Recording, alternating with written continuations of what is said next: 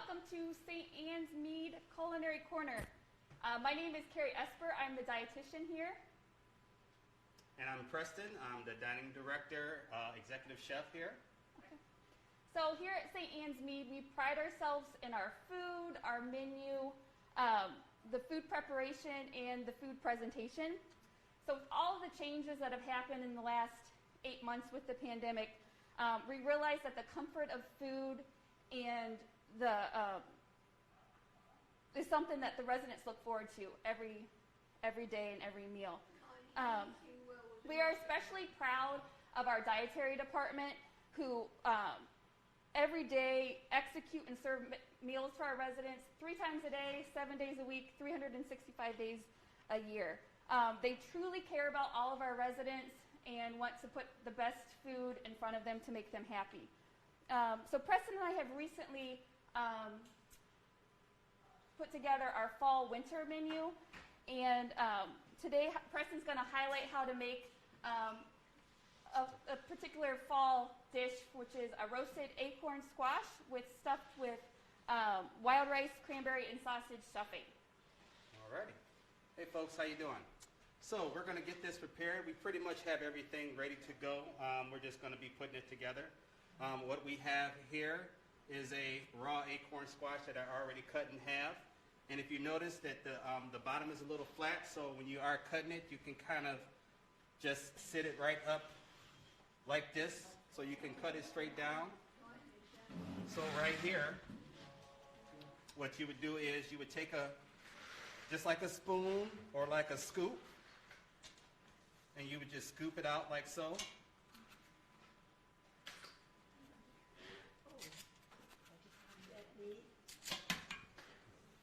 Alrighty. And then what we would do is we would dress it with a little drawn butter.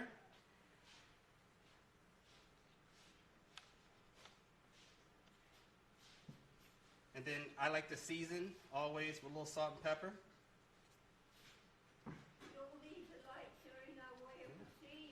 And then we're also going to sprinkle a little brown sugar in there for a touch of sweetness. Alrighty? And we recommend that that's being baked off for about 45 minutes or so. And it's going to come out looking like a nice roasted squash. Okay? So we're going to start off by reconstituting our croutons that were house made with our vegetable stock. And we're going to let those sit for a little bit. And Carrie's going to talk to you folks about some really good things about squash. Yeah. So one of the reasons that we chose to do the acorn squash, it's a winter squash, so you're also probably familiar with a butternut squash or a spaghetti squash. But we chose acorn squash because it's really high in nutrients. It's got vitamin C, fiber, magnesium, potassium, and even compared to like a butternut squash or a spaghetti squash, it's higher in calcium and magnesium and potassium than those two squashes. And just as a little differences between some of the squash. So an acorn squash is a little bit more stringy, so that's why a lot of times you just see it roasted in half versus a butternut squash, which is a little more versatile. You can use it in soups, you can roast it by itself. And then if you're familiar with a spaghetti squash, when you cut that in half and seed it, usually roast it or you can steam it, but that was the one that you can take a fork with, and it's the same texture and consistency of like a spaghetti. So it's just a great, more nutritive, low-carb substitute for like a starch. All right.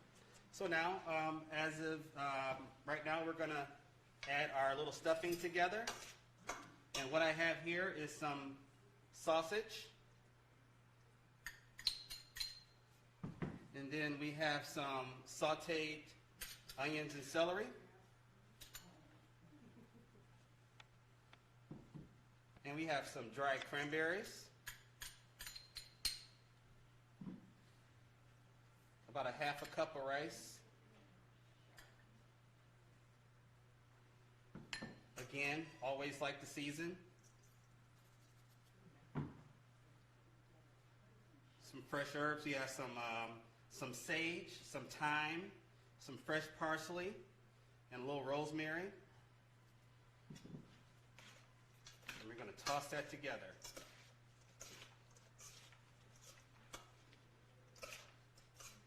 In this dish, you could easily omit the sausage if you wanted it as a vegetarian option, and maybe even just add a little bit more rice. You can also add, beans is another protein alternative. All right. So then we're going to take our cooked acorn squash and our stuffing. And we're going to take our stuffing. We're going to add it into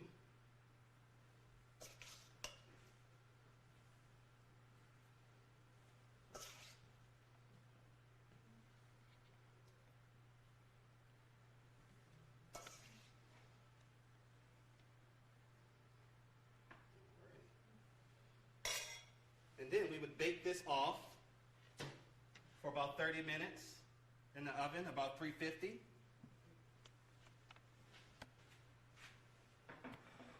And here's our finished product coming right out of the oven. Magic Alrighty. of television. Yep. And then what I would do is, in the back, we just made a cider balsamic reduction.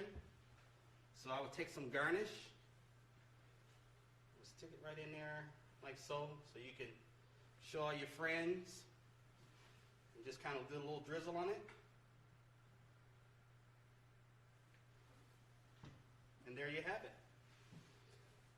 And you can eat the skin of a roasted acorn squash too, so just in case you're wondering. And then on our website, there will be the recipe posted for this, as well as a recipe for zucchini bread and an apple cranberry crumble, which one of our cooks has made, and it's delicious. Alrighty. So I believe we have some questions that were asked previously. Mm-hmm. So Sue from Bloomfield Hills asks, are all types of squash created equal? Which one is the best for baking? For baking, so the winter squash, I think I said, the main ones that most of us would use would be the acorn, the butternut, and what am I missing? The spaghetti squash. Yes. So which ones do you bake most with, the acorn or the acorn and the butternut? Yeah. Yes. Acorn and butter. Yes. And Mary Ann from Royal Oak asks, how do you ensure the meat is cooked through in a stuffed squash? And the stuffed squash, we like to cook it separate, and then we still put it into the saute with the onions and the mushrooms. Onions and the celery. So if you ever do like to put like a raw, but you just would want to take the temperature to make sure, like if it was a pork, that it was at 160 degrees, if it was a poultry, that it was at 165. So that would ensure with a food thermometer that you were able to reach the safe temperature. Nina from Huntington Woods asks, if you want to avoid sugar in baking, what sweetener do you recommend? I personally don't recommend like artificial sweeteners, so not to go that route. But a lot of times I found in baking, if you take just like a standard, like a sweet recipe, even if you just cut down the sugar by 25%, a lot of the times you don't even notice that it's less sweet. Now with like things like cookies and stuff like that, that kind of changes the texture. It might make them a little bit more hard having less sugar, but just try to cut down a recipe and see if that helps. And you can also do natural sweeteners like honey and maple syrup. Good, yeah. And then Catherine Miller's asking about knives. What do just us basic non-chef homeowners do to sharpen our knives? We don't have a company that comes out, so what do you recommend? Well, there's lots of store-bought sharpeners that you can use that are very safe. Again, we actually get our knives sharpened in for us, but your local Bath and Beyond, they have knife sharpeners for you. Very good. And then Larry Bassett has a comment. He says his father, Joe Bassett, was delighted when Preston made a special effort on Thanksgiving. He was also especially pleased when Preston used herbs from his own garden to prepare food. Dad loved to cook and was a hard guy to please, but Preston did a great job. We really appreciate him. Alrighty. I miss Joe. All right. Any questions from the audience? Anybody have a question? When do we get to eat? I know, right? Right We now. have you guys Right can't now. see here, but we've got an audience in our Yeah. memory care. So Hi, Miss Pat. hello. How you doing? All All all for joining us, and maybe we'll do this again soon.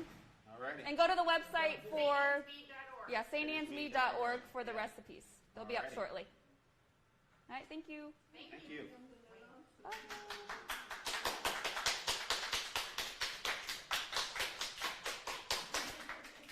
Bravo. Are we done? Are we done?